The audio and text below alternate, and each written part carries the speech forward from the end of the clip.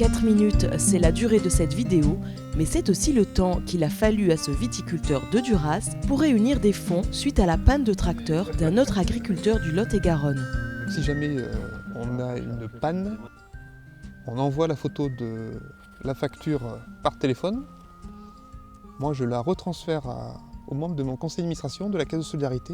Dès que j'ai la majorité des voix pour dire « OK, on débloque le prêt », ça peut être fait en top chrono 4 minutes, quoi. En 2014, des viticulteurs du Lot-et-Garonne s'unissent pour créer la Caisse de solidarité de Duras. Une initiative originale qui a fait ses preuves et vient compléter les habituels services bancaires. On est parti d'une initiative portée par des vignerons, de trouver des solutions à la fois de financement, d'entraide. Et au vu du bon fonctionnement et des bons résultats, puisque l'argent qui est collecté, qui est à la fois privé et public, sert à la fois à répondre aux difficultés des exploitants agricoles, mais il peut aussi être réinjecté dans des projets territoriaux qui vont concerner, là, pas uniquement les exploitants, mais les habitants, les citoyens. En permettant d'emprunter à taux zéro sans formalité administrative, une caisse de solidarité joue un rôle d'amortisseur social face aux imprévus de la vie. Que ce soit sur le plan personnel ou professionnel, ou à cause d'une mauvaise récolte, l'imprévu est lissé dans le temps. Face aux aléas climatiques et ceux du marché, la caisse de solidarité améliore donc la résilience des exploitations et celle du territoire. Pour faire du développement agricole, il faut un territoire, il faut un projet, il faut un leader. Mais forcément, s'appuyer sur un existant, et un existant qui soit capable d'être relayé par un leader.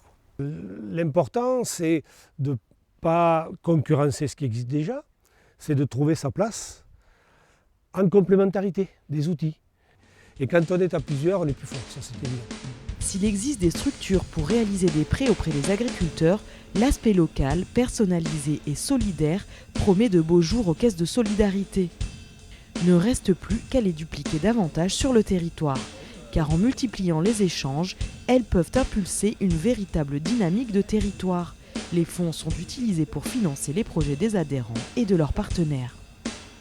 Une caisse de solidarité a, comme son nom l'indique, les notions de solidarité, qui ne sont pas forcément des notions de solidarité entre agriculteurs, mais qui peuvent être des notions de solidarité entre la caisse et d'autres entités, comme les collèges ou une association. Et après, il y a la notion de caisse, donc c'est-à-dire on a des moyens financiers. Si une association a une super idée, mais n'a pas de moyens financiers, l'idée ne peut pas se faire. Donc à un moment donné, on injecte ce qu'il faut pour que la situation se débloque et que le projet aboutisse. Chaque caisse de solidarité est donc unique et dépend de ses créateurs. À Duras, la caisse a par exemple financé le projet Badviti pour l'installation de nichoirs à chauves-souris sur les vignobles. Dans d'autres caisses, les projets financés peuvent être très différents. Donc régulièrement, je vois mes voisins, on ne se voit pas tous les jours, mais presque. Donc forcément, on a déjà cette culture de l'échange, mais il y a une telle richesse que les contraintes sont largement inférieures et dérisoires par rapport à l'intérêt qu'on peut en avoir d'échanger avec ses collègues et ses voisins, quoi. Si les dispositifs d'échange comme les CUMA existent, il est aisé de leur associer une caisse de solidarité. En s'appuyant sur les groupes existants et en utilisant des relais privilégiés pour prendre en charge ces nouvelles structures, nul doute que de nouvelles caisses de solidarité devraient bientôt voir le jour.